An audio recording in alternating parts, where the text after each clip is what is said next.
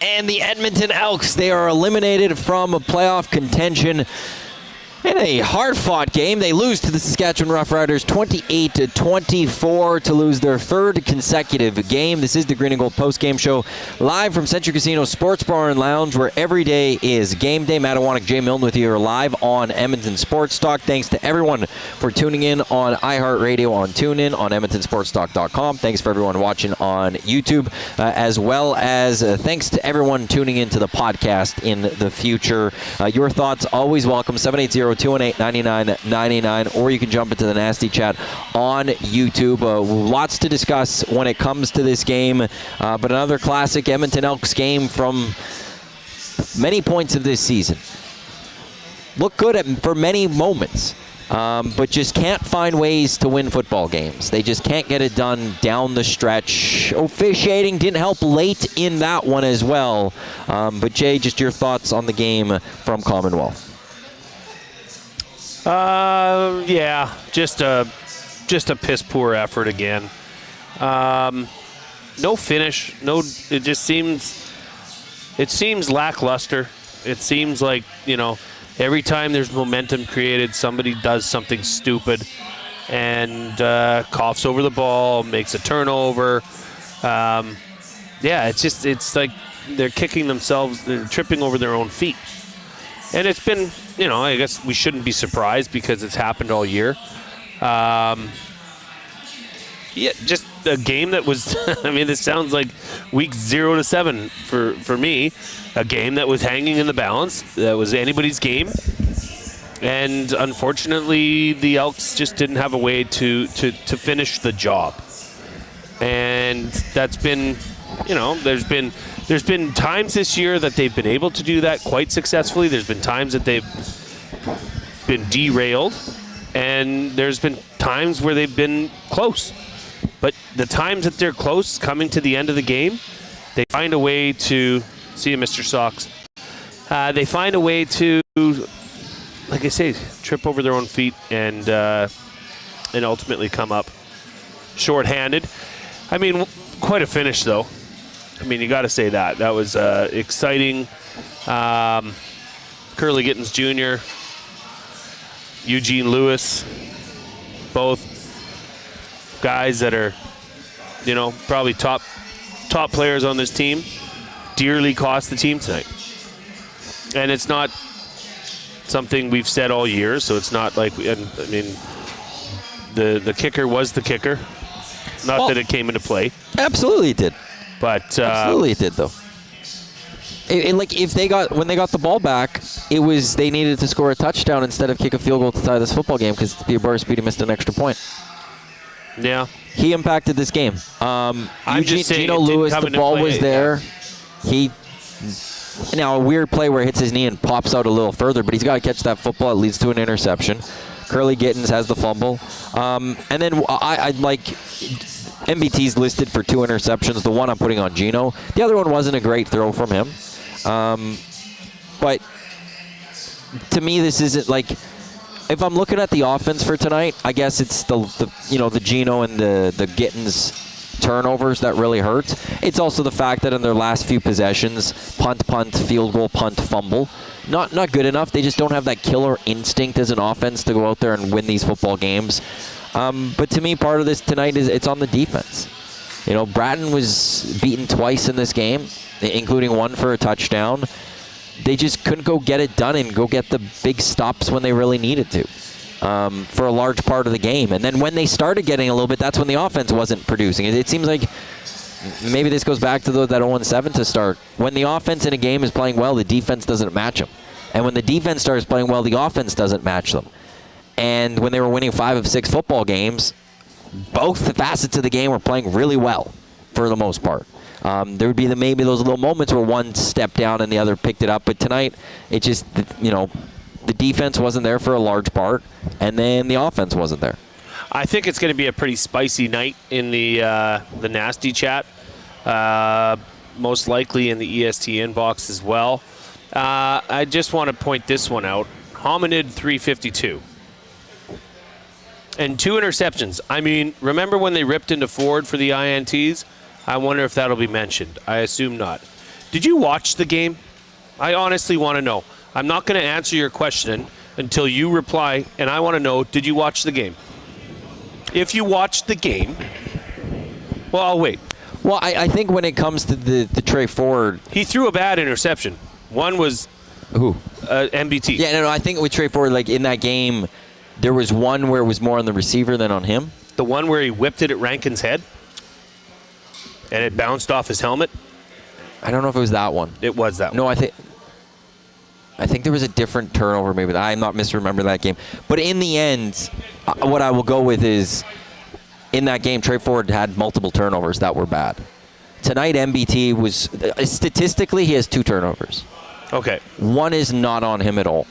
No. That Geno Lewis play... That's what I'm saying. Wasn't, like, there's no way you could put that on the quarterback. If I'm going to be nitpicky, it was a little low.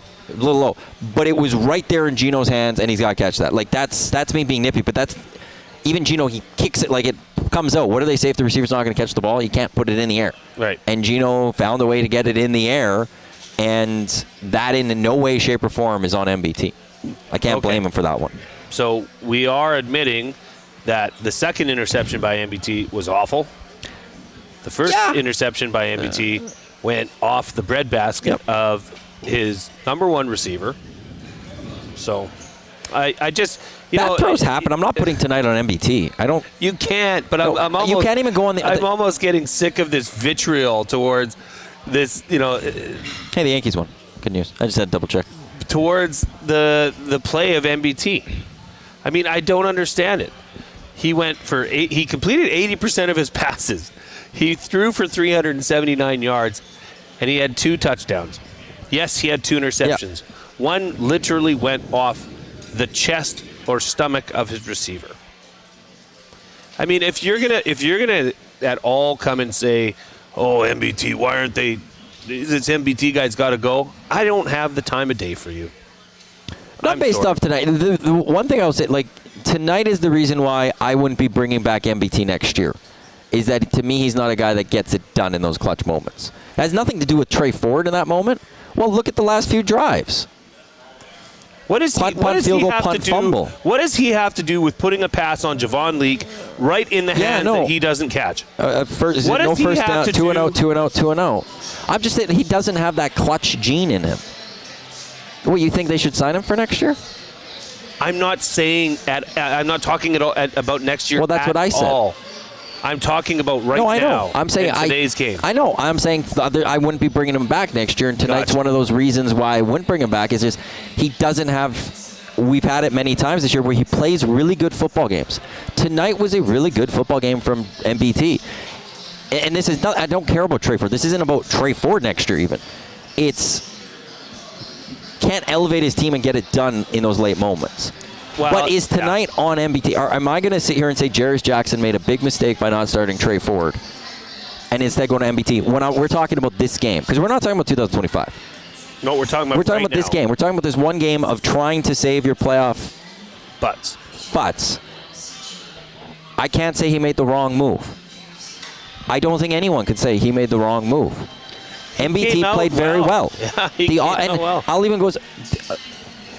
We could talk about the Gittins fumble. That was a big one because it was in a crucial situation where you can't give them one. Yeah. Beyond that, tonight's on the defense, not on the offense. Yeah. The offense did its job for me for the most part. It was the defense that didn't get it done. Yeah, and Bratton got. I mean, the first touchdown that Saskatchewan scored was right after Edmonton scored. Bratton gets beat deep over the top. And how many times have we seen that this year? And then instead of going for a simple tackle, tries to strip the ball, and the guy goes in for a touchdown. Like, that is a brain. Like, as a defensive player, you make the tackle, right? Unless that ball's hanging out there like it was for Curly Gittins Jr., where you're on him and you can come up and punch through. This was a last chance, last ditch effort, and then he got torched again later in the game. And this was a guy that Jason Shivers was really excited to be getting back to the lineup. Maybe his time off was a little too long as well. Yeah, this text coming in, Silver Capri, Ian, the first half was all yards, no scoring for the offense when we needed to get the stadium into it. They They scored 2 touchdowns. They had a few punts in there. And if it wasn't for a Geno Lewis weird play, who knows where the Elks would have done on that last drive. They were moving the football. They probably would have got in scoring range. And had they got in scoring range, maybe Boris Bede kicks that field goal. We can't guarantee a Boris Bede would have made that field goal. But when MBT threw that interception, it was at the Saskatchewan 48 with 34 seconds left. Okay, in 34 seconds, I think that the Elks could get a little closer. The Elks would have went to halftime with 18 points. That's a lot of points for a half. Yep. So I can't even agree with the fact that they moved the ball and didn't score points in the first half. They did until Eugene Lewis. He was the problem on that one. He made an error, ball was tipped up, and it got intercepted. Hernan Salas in the nasty chat. Offense did enough, no? Largely, yeah. Like, to me, I always say, if you want to score 26 to 28 points, you want to give up 21 to 24 points. It was kind of a little reversed today. Scoring 24 points should put you in a good spot to win a football game. And they almost won today in the end. So, yeah, I think the offense did, for the most part, they almost did enough. Where they didn't do enough was just too many turnovers. That was the protect of the ball, which could have been another key for today. It was one of my keys was take away the ball, and the other was run the ball, and they did not run the ball well. 13 carries for 28 yards, Matt. I will give the Riders credit. They've obviously game planned for that. They did well at containing it. Yeah. Well, they made a decision to say, okay, we know what it takes to shut them down. Shut down the run game. No, you saw that. Yeah. Shut down the run game, you shut down this offense. Now, I mean, at the same time, I mean, McLeod Bethel Thompson had better stats than Trevor Harris tonight. Do you know that? Trevor Harris threw for 358. McLeod 379. 2 interceptions, 2 touchdowns. So if you think Trevor Harris played a decent game, then how dare you say that you think McLeod Bethel Thompson played awful, or this is on him? This is on the defense. This is the defense the defense that we saw early in the year that gave up big plays, numerous big plays. How many plays did they have? Saskatchewan had 330-plus passing plays. Edmonton had 1. That was what was happening early in the year, where they're giving up the big play, the shot over the top that just deflates your defense and your offense. And what's weird, credit to the defense, though, they were getting to Trevor Harris, they were getting the pressure, and that's when they made the big, they got the stops. But they didn't get it enough and throughout the entire game. Now, I will point out, at the end of that game, we saw a stop on a second down, which should have led to a punt, and Saskatchewan's challenge for pass interference. Yeah. And it was overturned, and it was called pass interference. And I'm quite stunned that was overturned. I was not stunned at all that the Javon Lee catch at the 1 was overturned. Yeah. But the pass interference, the fact that wasn't just called incidental contact, I don't understand that one at all. Well, I looked into it, Matty, and by the definition of the rule, if the players, here's the rule. If opposing players are looking for the ball, or if neither player is looking for the ball and there is incidental contact in moving to the ball, now here's the key, that does not materially affect the route of an eligible player. So immediately I thought, this is incidental contact. They didn't even see each other. But it affected the route of an eligible offensive downfield player. That is a penalty. It stinks. But what's the penalty? Illegal contact or pass interference? It was called illegal contact. Oh, okay. Yeah. But no, you could challenge illegal contact. And somebody was asking earlier, what did Jarius Jackson even try to challenge? Well, that they totally blatantly missed a clear defensive holding against Geno Lewis. It was away from the ball. but that's not a challengeable play. JL in the nasty chat. No Alberta team in playoffs for the first time in 79 years. I thought it was ever. Ever. Maybe the Calgary Stampeders have only been around for 79 years. But, for the Elks and the Stampeders both eliminated from playoff contention. So for the first time, the playoffs will not feature an Alberta-based franchise in the Canadian Football League. I do want to get to my buddy Nick Conniff's message in the nasty chat in a bit in regards to next year, but I still want to focus a little bit more on today's game before we start looking a little ahead to next year. I've got a really good one here that kind of summarizes what we're trying to say, and this comes in on the EST inbox from Orca Driver. And this is it. This is it. This summarizes MBT. MBT plays statistically well, but he does not elevate the others around him to play above their ceilings. Yeah, I couldn't agree more. He plays well enough, but he just doesn't have, there's no desire, no demand under MBT to get the win and finish off a game, right?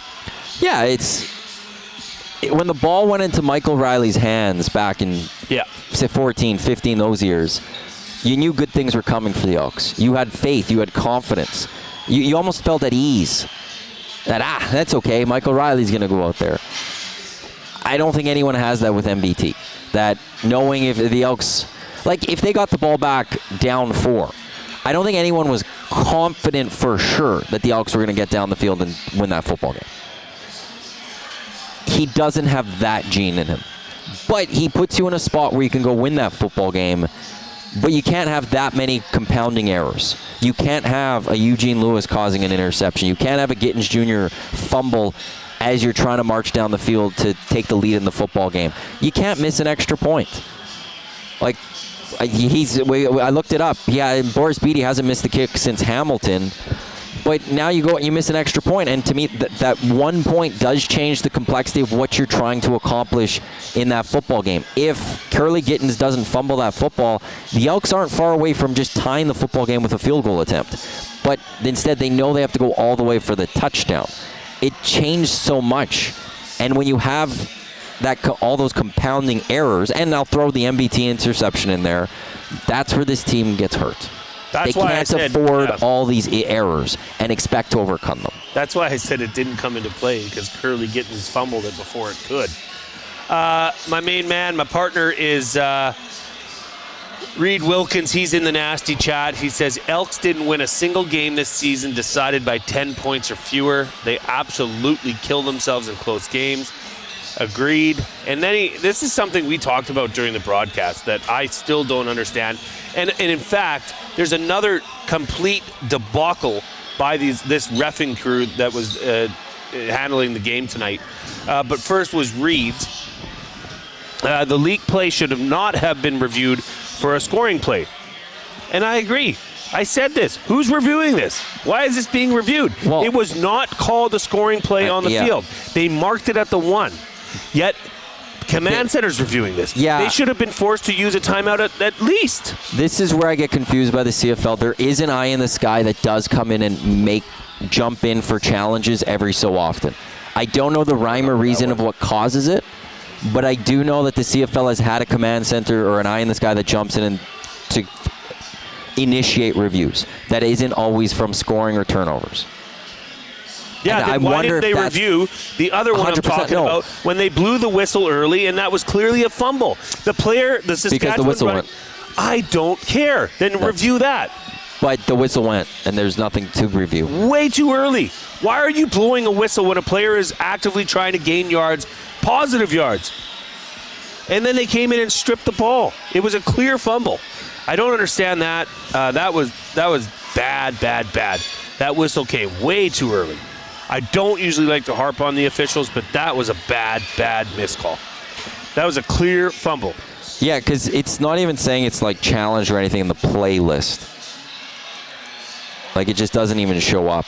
But that's where, I know that there has been an eye in the sky, but there's no rhyme or reason of why they jump in every so often. That's the issue with that. Although I don't agree with Reed on the fact that scrap video challenge for PIs. Didn't you guys get into this on your show a while ago? We did. We didn't get into it. No, but a discussion. It was discussed how I would like it brought back to the NFL. But from the eye in the sky, not throw a red handkerchief across the ground. I mean, something like that, like what you said about leaks. Like, I get it. It wasn't a catch. But how come Saskatchewan is not being forced to use a challenge?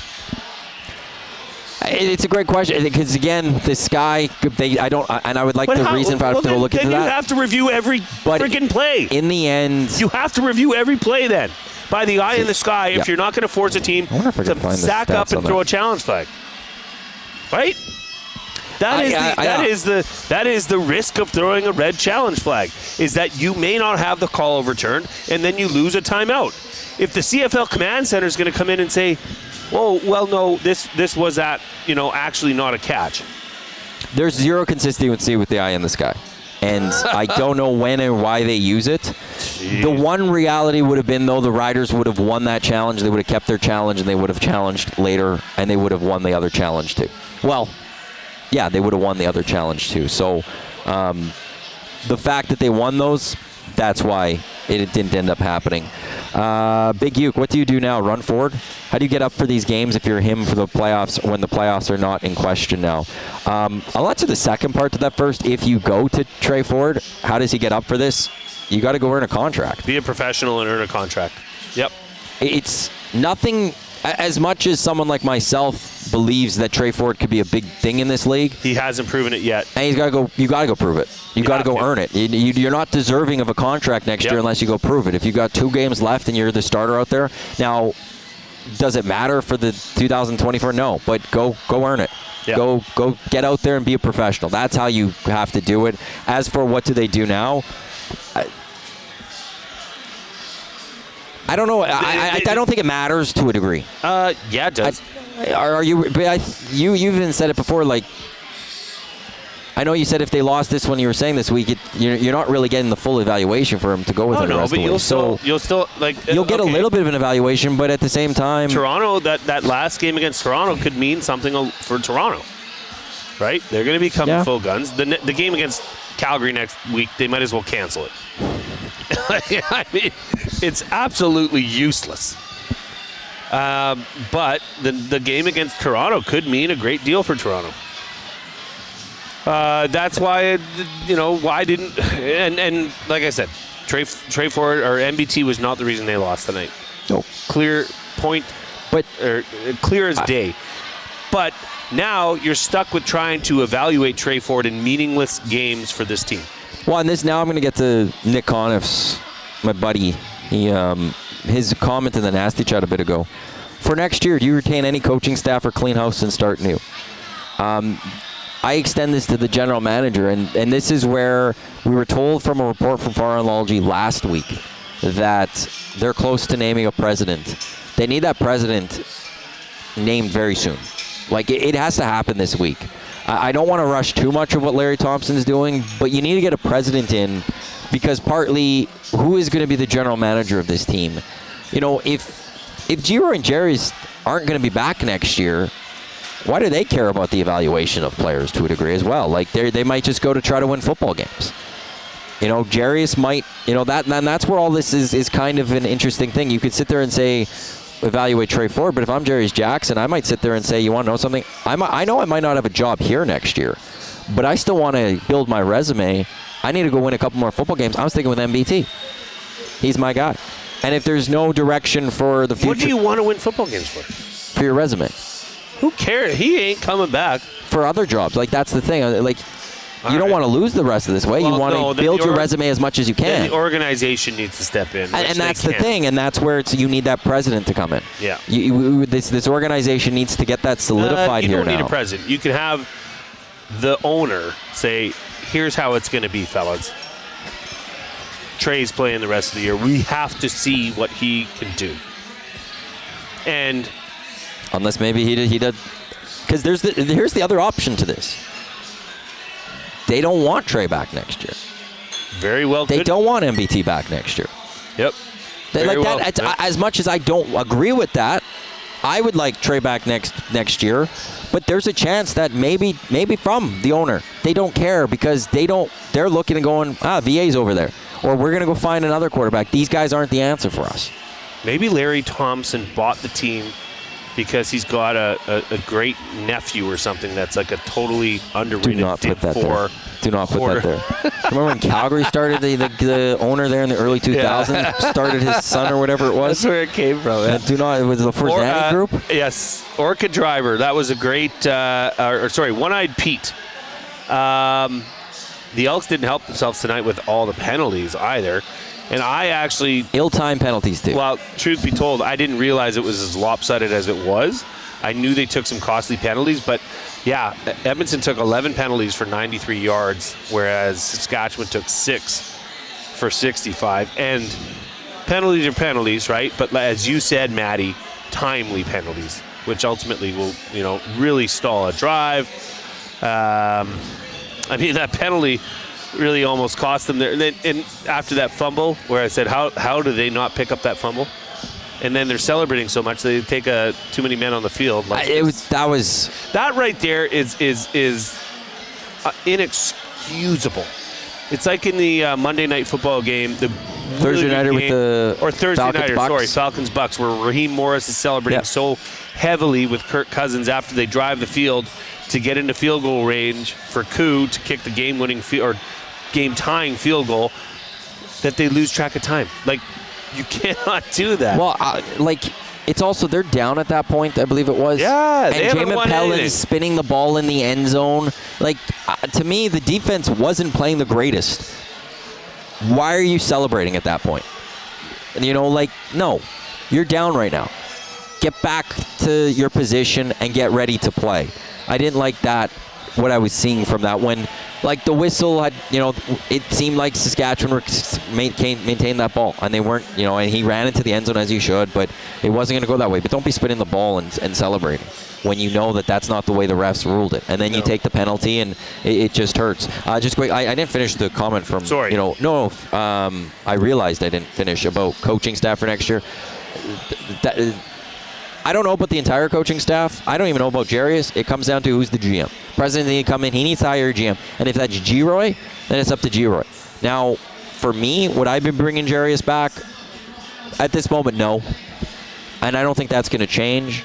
Would I bring G-Roy back? The question I would have is who's out there.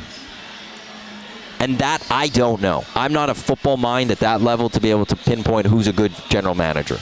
Is it Danny McManus he's still with the Bombers, I think. He's been one of the assistant GMs out there. He's been rumored at times for jobs. Is it him? I don't know. And who would be the head coach? Buck Pierce? It's not like there's people sitting in the panel at TSN that they can regurgitate like they always like to do, other than Paul LaPolice. But I'm sorry. The biggest name would be Buck Pierce, OC of the Bombers. Yeah? He was almost the new head coach of the Riders before they ultimately went with Corey Macer. I don't know if he just bowed out or how that fully went. Matt Iwanyk and Jay Milne live. Century Casino Sports Bar and Lounge, where every day is game day. There's an Elton John, Billy Joel tribute band happening tonight. So the Century Casino Sports Bar was packed tonight with a lot of elderly people. It was fantastic. And it was great for people watching tonight. Oh, my God. We're watching the Yankees game. We're watching a little bit of the horses. We're watching the Elks game. UFC 307, I think it is on right now. But people watching was at its best. I think we've had here. Matt and I both almost simultaneously, because, sometimes it's a busier night, but, most times it's a pretty, there's people coming from the casino to here, but on event nights, it usually ramps up. And we both are massive people watchers. It's just and it's okay to because admit. For anyone that's been to Century Casino, just behind Jay, they've got the booths there. And they're great seats that we usually sit at because you could then view everything. Yeah. And we didn't get those seats tonight. They were reserved. And we thought it was for UFC tonight. And it might have been because those guys are there. But these older people came in. And we didn't get that spot. So we missed out on a little bit more of people watching. But, Jay, you did turn around at one point, and then you looked at me like they're handing out a bunch of toothpicks to each other. Yes. They're like, toothpick call. Who needs the toothpick? It was just beautiful. It was great. There was some controversial tables. There was some questionable tables. Yes. where We were trying to figure out what the relationships were. Okay, I'll just say this. There was one relationship that was highly debatable and highly questionable. They weren't saying words to each other for the longest time. It was odd. That's where I think But it was like... it's not one of those then, because usually she'd want to chat because they're talkative then. Yeah, but okay. It's It's like that one was weird. I have a really beautiful wife, okay? And when we go out in public, I'm sure people think, how the heck did that guy get that If girl? you guys were here tonight, me and Tube Socks would be going, hey, check these two out. But at least her and I would be conversing.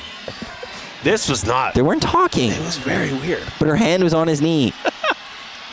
That's what we do at Century Casino. Oh, it is only. Hey, I got news for you. Now that they're out of the playoffs, this is going to become a segment.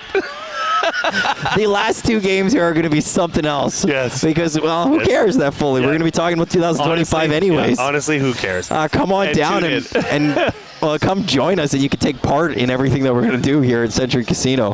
Iwanyk and Jay Milne, Elks fall to the Riders.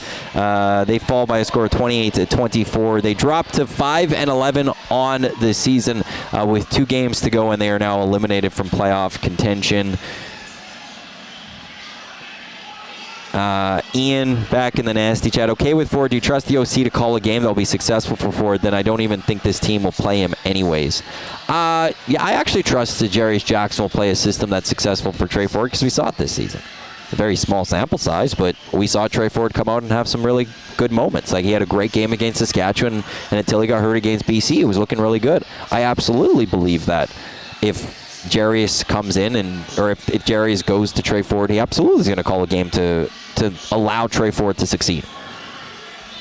I don't have worries about that. No. You know, like if it was last season at the start, yeah, maybe. But again, the Saskatchewan game, the BC game, even when he came in that Calgary game for a little period, just initially a couple calls that were called from the OC. I absolutely have trust in Jerry's calling a playbook that would allow Trey Ford to be somewhat successful in the last couple games. So how far are we going to get into next year right now? Or are we just going to relish in tonight? You want to know what? I will. And I don't know. I believe, for the record, they were wooden toothpicks. Somebody's asking in the nasty chat. They weren't those fancy new ones with like the water pick kind of style thing. I don't like those. Yeah, they're floss sticks? Basically. Yeah, with that in there. No. These were OG. They probably had a cinnamon flavor to them too. Oh, I haven't had a good flavored toothpick in a long time. Cinnapicks, I think they're called. No, like there'll be a lot to discuss about 2025 over the next few weeks. You know, look, Larry Thompson, there's a new owner. And there's a chance for an ultimate clean sweep of this organization. He's going to be bringing in a brand new president. They could bring in a brand new general manager. They could bring in a brand new coach. They could bring in a brand new quarterback. There's a lot of full changes that can happen. The thing I will say is where I get frustrated with the Canadian Football League, and I always, for anyone that is tuned into the Green and Gold post-game shows or kickoff shows from the old place, at these points of the year, you know I've had these conversations. What's frustrating about the Canadian Football League is that they don't have, at the very least, a free agent list available where we could look at pending free agents for this franchise going into the offseason / pending free agents from other teams. That comes out after Grey Cup. It would be great to have a little bit of a discussion right now of, you want to know something? These are the guys that need to be brought back, and these are the guys you can just let walk. Where we don't fully know. I think Gino is he a free agent? I now can't remember if it's a 2 or 3 year deal. Like, you have to actually go and search and try to find the player transactions all from the last number of years to see how many years that they've signed for. Like, if the Canadian Football League could just have a cap friendly, you don't have to give me salaries.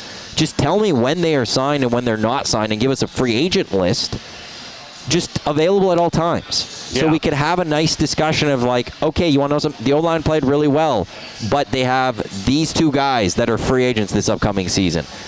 Are you going to keep those 2 guys, or do you go to free agency? Okay, the receiving core. Look, Mathis. We should probably talk about Mathis in a little bit. Yeah.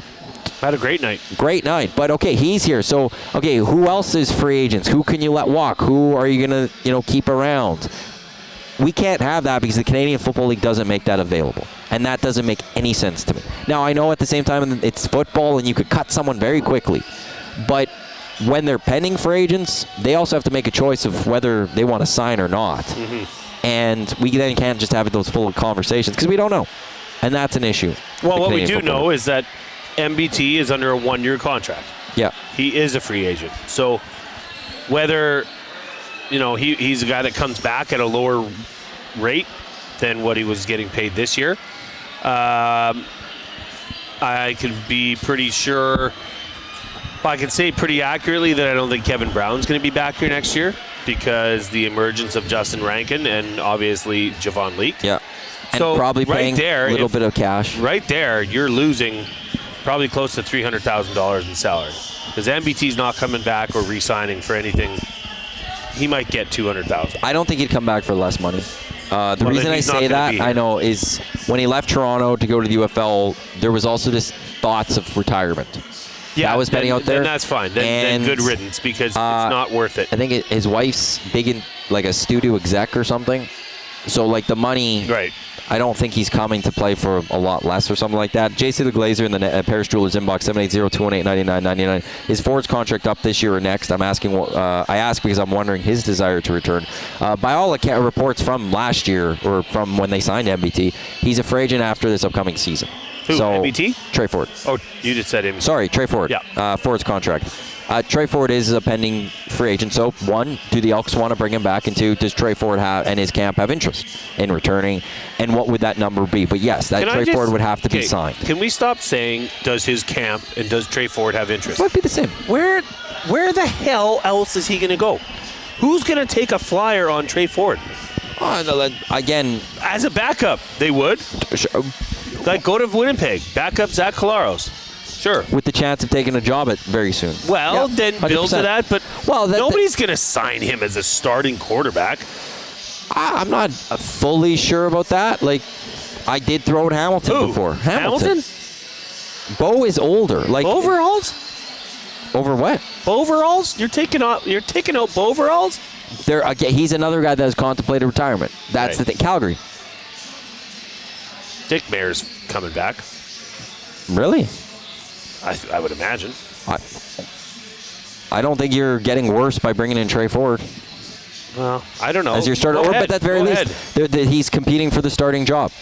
But and I think in the end with this though is whoever the Elks are, do they want Trey Ford? Now, Trey is one of those guys that absolutely the fans will be behind. The trans fans will be excited about it, and he'll help sell tickets. From a business perspective, it makes a lot of sense to re-sign Trey Ford.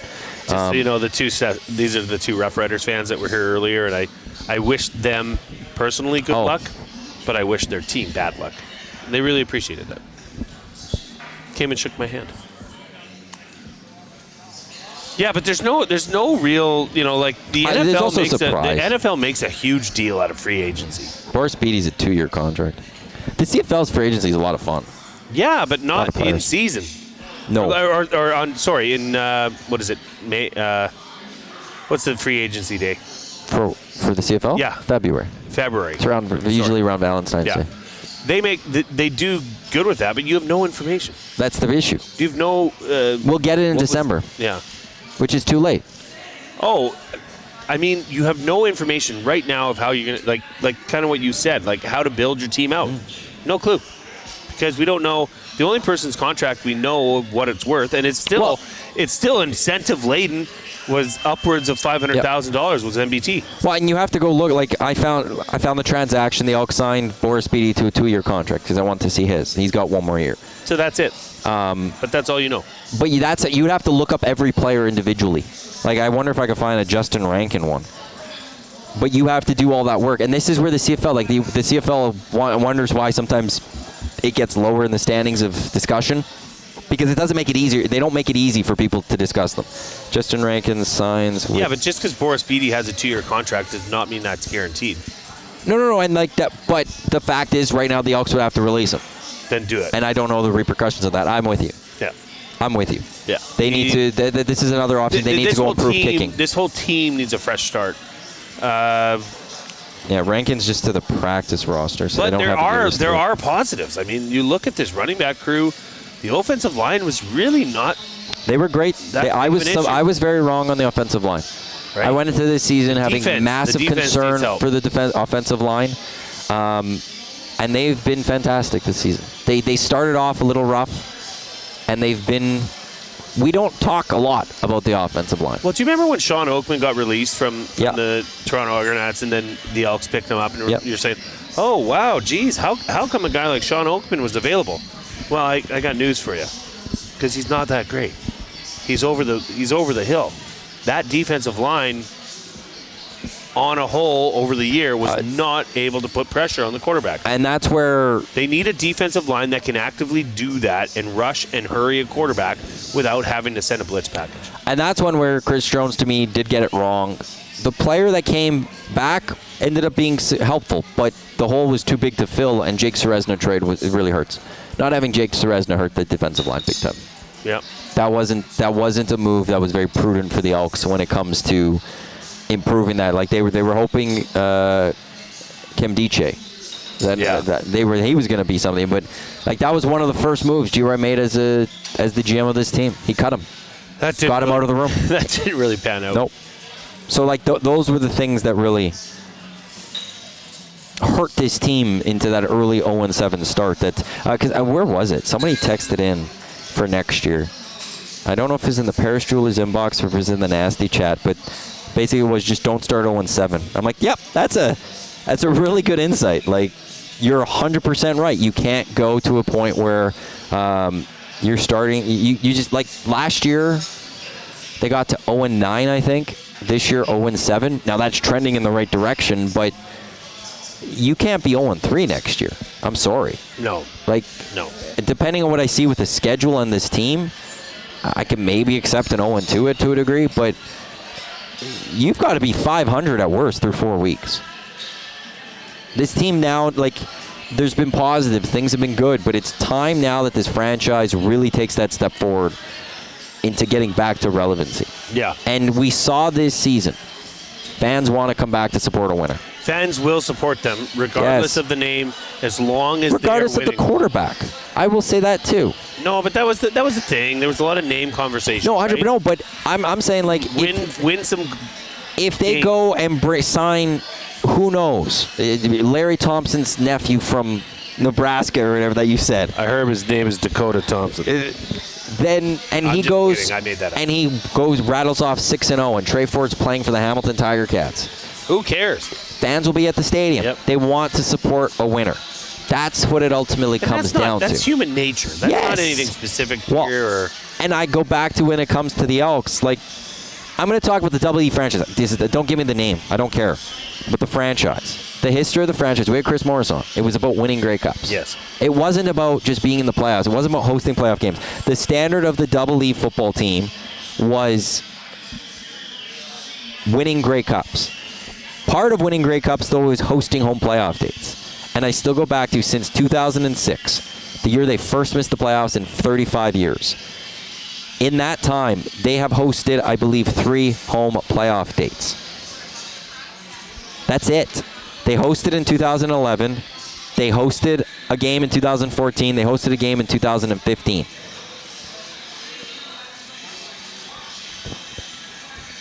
That's 17 years that the Edmonton Elks have hosted 3 playoff games. That's not good enough. No. The losing of this franchise isn't something that's happened over 3 years or 4 years. This losing is basically 14 and 15 were the outliers. Since 06, this franchise has been a disaster. And it's about time that they try, the steps forward are taken. And I would love if it's Trey Ford, but I don't care, ultimately. I don't care if it's VA. It comes down to they need to finally get this right. The president needs to be right. The GM needs to be right. The head coach needs to be right. And they need to build a proper football team. Not go sign the best players in every position. Not go try to build an all-star team. Build a team that works well together and wins football games. Almost took down our sign. I don't know if that fella is just too old or has had too many drinks. Just effing win, baby. Lars Y, do you guys feel if Trey Ford is here next year, regardless of coach, GM, he starts? How do I want to answer that? I would say it's a 75% chance he starts. It depends on what other quarterback they bring into camp. Because I could see another quarterback being brought in and then making it an open competition. And I'm totally fine with that. But I also think that if he signs here, part of that is they're going with him as the starter. And because otherwise, I think he would go somewhere else to be a backup. Why be a backup here in Edmonton? Yeah. But then again, like, get the fresh start. That's what I think it would be, getting a fresh start. And you know, the topic, the conversation of what's going to happen to a player like VA out in BC. If Nathan Rourke is clearly the number one, they can't afford to have both those players on the roster. So. No, nor would VA want to be a backup. No. So that looks like a person that might shake loose. So it's a more likely than not likely chance that he's the starter, barring injury, on opening day next year. Okay, so let's go around the last Jeremiah Mazzoli. Toronto's got Chad Kelly. Hamilton's got Taylor Powell and Bo. Winnipeg's got Zach Collaros. Saskatchewan's got Trevor Harrison, Shea Patterson. Calgary's got Jake Mayer and Matt Schultz. He's been hurt this year. BC's got Rourke and VA. And Edmonton's got, at this moment, right now, for next year, we could say no one. So there's only two teams in the league that have two potential starters in Hamilton and BC. And St. Taylor Powell, to me, isn't proven. No. He's in the Trey Ford situation, to me. Okay, so then you have one team in BC. And I would say three for sure teams looking for a quarterback, trying to figure theirs out: Edmonton, Calgary, and Hamilton. I wonder about Winnipeg. What do you wonder? There's a lot of talk, even from Winnipeg, of them like shaking free of well, it's not even that. Collaros? Like, how do you start preparing for life after Collaros, and when do you start doing life after Collaros? Now, I don't think that's Trey. Now, actually, that could be a Trey Ford, because that's hey, come in, fresh start. You're going to be the backup for a year, learn from Zach, and then it's your team. Or maybe they move on from Zach and go, okay, VA, we're going to drop you in because we know we can get another 4 more years from you, where Zach's closer to the end or something. Winnipeg's one I'm very fascinated by, because I wouldn't be stunned. I'm not going to say I'm predicting it 100%, but I wouldn't be stunned if we see some sort of quarterbacking change in Winnipeg. I mean, he's 36 years. He's no spring chicken, so... and wasn't off to the best start. Like, at one point, what was it, like 8 TDs, 6 picks or something like that? Has had concussion issues. Yep. And like Matt Hyman from Winnipeg, he's in the nasty chat saying next season might be Collaros' last. Like, that's the one thing, too, is that you might have... Zach Collaros might go to Mike O'Shea and the organization and go, you want to know something? I want 1 more year. But that's it. So then how do you prepare for life after Zach? And that's not going to be VA if he says, I want 1 more year. But if it's 1 more year, maybe that is a Taylor Powell if you can shake him loose, or maybe that is a Trey Ford. Yeah, it'll be interesting to see unfold. That's for sure. 5 hot wing combo. Signing MBT, constant lineup changes, keeping Chris Jones way too long after his dismal record, and pure stubbornness by coaches and management to not start Ford sealed the fate of this team. Clean house. The only thing I will say that with the sign MBT, why that is an issue is we don't know what Trey Ford is for 2025. For 2024, I can't sit here and say the season would have been different. I don't think anyone can. Not by the body of work. No, I don't think we could sit here necessarily and say that if Trey Ford was a starter from the start of this season, this team would have been a 10-win football team getting ready for a playoff game. Well, and it was cut short by injury. Like, it was that. But hey, I got news for you. When you're a running quarterback like that, that's going to happen. Well, and it was on that play, he made a mistake. He needed to step out of bounds to get rid of that football. He held on to it too long when he got out of the first pressure. But, it's for this season, again, my whole criticism of the MBT signing wasn't about this season fully. It was about long term. For this season, I don't think if Trey Ford was the starter this year, we're talking about a much better football team this season. But we would know. The only thing is we would know, is Trey Ford a starter or not? That's what we would have we could sit here and definitively say today that. Right now we can't. Yep. And no one can. I'm sorry, no one can.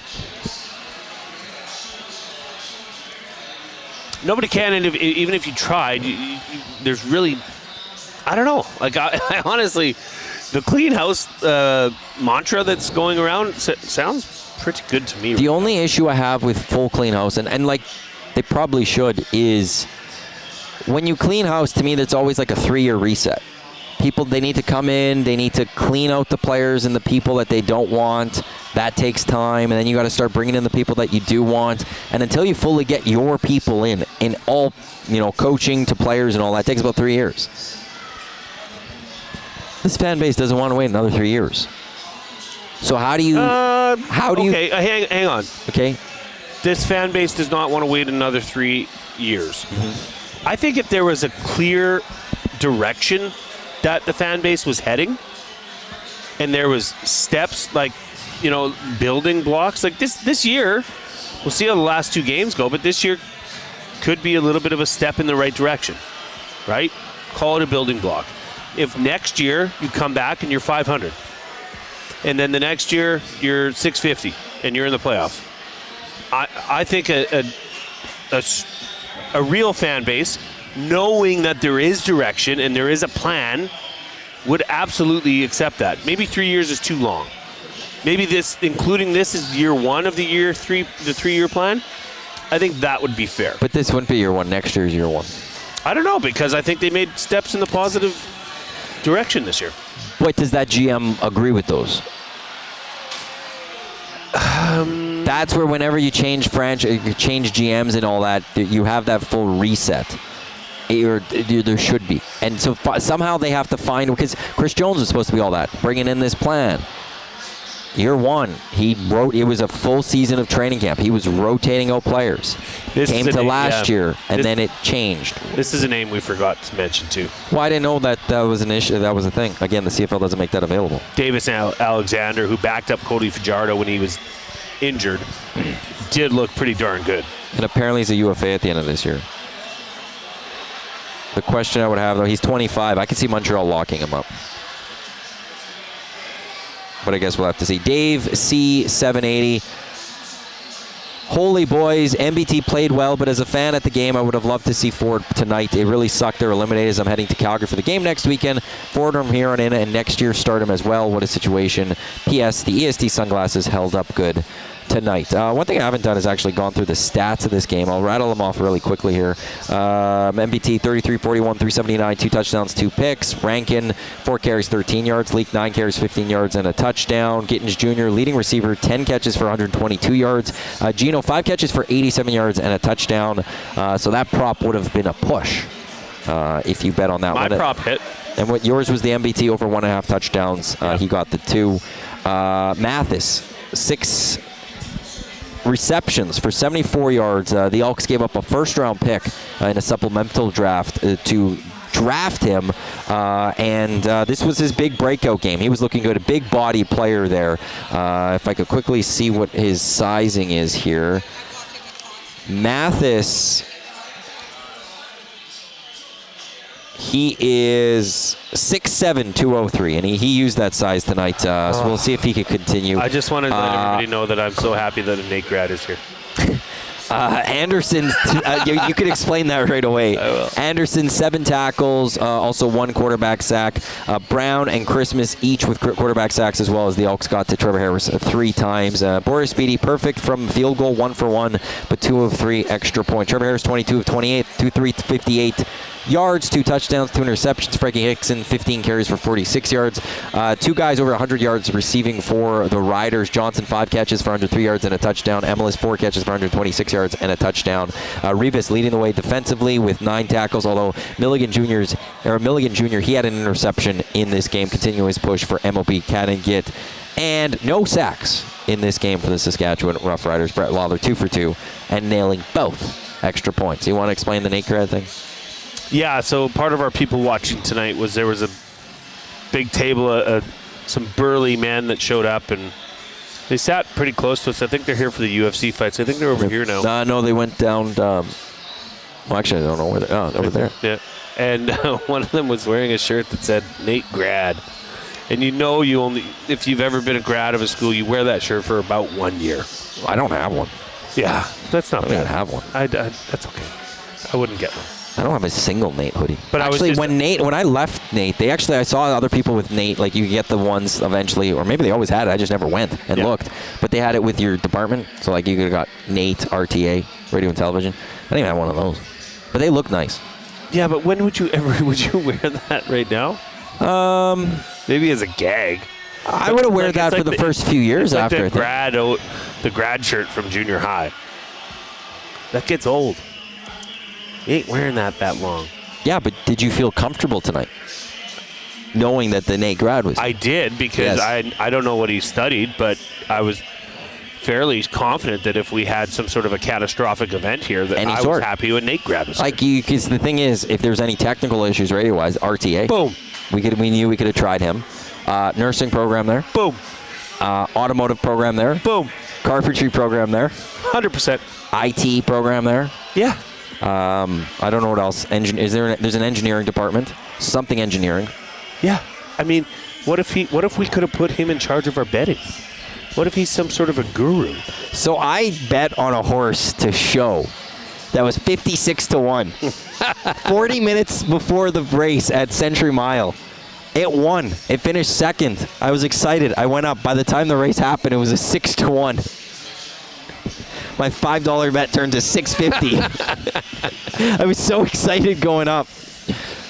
Lesson of the day. When you're betting on the ponies, bet closer to post time. I don't know who this is, but if you are chiming in, put your name in. We can save it here. But 3 years is too long. Grey Cup 2026 in Edmonton. We need to be competitive by then. And I agree. I think we will get that 2026. Well, it's them or Calgary. Us or Calgary. Yeah, good luck. McMahon. Yeah, and here's the thing. Maybe this would have maybe happened with the pre-COVID when it came to the community ownership group. What did they call it? I forgot what they were called. The board and all of that. There's a lot of teams that now spend over the cap, especially when they're hosting a Grey Cup. The fact that there is a private owner now in Edmonton, I wonder if 2026 he goes, lose those draft picks, spend over that cap. We're in that. We want to be in that Grey Cup. We're seeing BC do it right now. They are over the cap when it comes to both. I've never understood Nathan Rourke and Matthew Betts. What's the point? You can only sell so many seats, and it would be a sellout, regardless of what team's in it. Oh, for Commonwealth. Oh, like why you want to get your team Why do you there? want to spend all that money Prestige. to do that? It's prestige. Oh. It's all just about. That's all it is. Throwing fancy words around. Yeah, it also creates a little bit more of a buzz in the city overall. That hopefully helps for the next season. Like Grey Cup week, if all of a sudden everyone's talking about Edmonton, like it happened in 2002. I was young. I went to the game, but if we're in 2026 and everyone's talking about Edmonton, they're in the Grey Cup. Oh, here's all the parties. It also maybe helps sell some tickets for next year. I guess. That's what I would say. Tube Socks, the Nate Red is really tying the whole place together. I still don't know what to think of that couple we saw. You know what I realized jury's after? Out. Jury's out. No, what I realized after is if there was the exchange of what we believe, I don't want to get too. I mean, try to really guide flirting the line here, brother. She wasn't as talkative enough. She was not talking to him enough. I don't think she gets compensation to talk. No, but when you come to these things, you're there to, I'm assuming, also have a good time, not be boring. She was very boring. There was no conversation happening. Oh, Lord. That's all I'm saying. I don't think it's at that level. Maybe he got ripped off. He's going to be looking for maybe that's why they left. Maybe, I don't know. They left right after the Elks game. Mm-hmm. And they were both watching the Elks game on different TVs. But we realized that. Yeah, different TVs. That's true. Yeah. for those, obviously you can see the TVs behind us. So she was looking towards those TVs, and he was looking towards those TVs. I need to add someone to the contact here. Oh, The text yes. was from Bruce, from William Huff. Bruce. Hey, how you doing? Adding him to the system. Boom, in the system. And Thanks for listening. I think that was a well laid out point, because they will get the Grey Cup. The CFL has to award it to them. New ownership. What? I'll just not Hyman. I don't believe so. I don't believe so, because there wasn't enough conversation. There's no way you're like when there's a new owner, they generally get they get that little gift, if you will. Plus, how do you pick McMahon Stadium over Commonwealth? You can't. Exactly. And McMahon, the Stampeders don't have a new owner. I mean, everything's falling into place for them to award Edmonton the Grey Cup. The Edmonton Elks, their next game is going to take place next Saturday. I believe it's a 1 o'clock kickoff down in Calgary. Going to double check this. Yes, which means the Green and Gold kickoff show with myself and Jay Milne live from Centric Casino Sports Bar and Lounge just off Fort Road. We'll get going at noon right after Hello Hockey on Saturday right here on Edmonton Sports Talk. It's going to be a fun day that day. It'll be the first doubleheader. We'll have an Elks coverage that day. I believe the Oilers are taking on the Blackhawks in that day. So we'll have a full day of coverage of the Oilers and of the Elks. And you could come down to Century Casino Sports Bar and Lounge. We could watch the game. We could watch Battle of Alberta. We could also people watch, though. That's going to, we will. We can also people watch. To do. And we haven't done an afternoon game during a weekend. I don't know what the Saturday 1 o'clock crowd is like. I want soup and sandwich. You want what? A soup and a sandwich. Ooh. Yeah, you feeling that too, aren't you? Well, I was thinking about the shrimp pad thai, but I saw it. Somebody right here was eating it. It looked delightful. But I wonder what else they would have. We just haven't been here at that time. I know. So come on down, join us it'll be the second to last game for the Edmonton Elks of the 2024 season. No playoffs coming for the Edmonton Elks as they get eliminated today as they fall to the Saskatchewan Roughriders 28-24. The West Division, it will be the Winnipeg Blue Bombers, the BC Lions, and the Saskatchewan Roughriders in the playoffs. Ottawa, Montreal clinching their spots in the East. Toronto looking to clinch their spot, and then we'll know who will have the chance at the Grey Cup in 2024.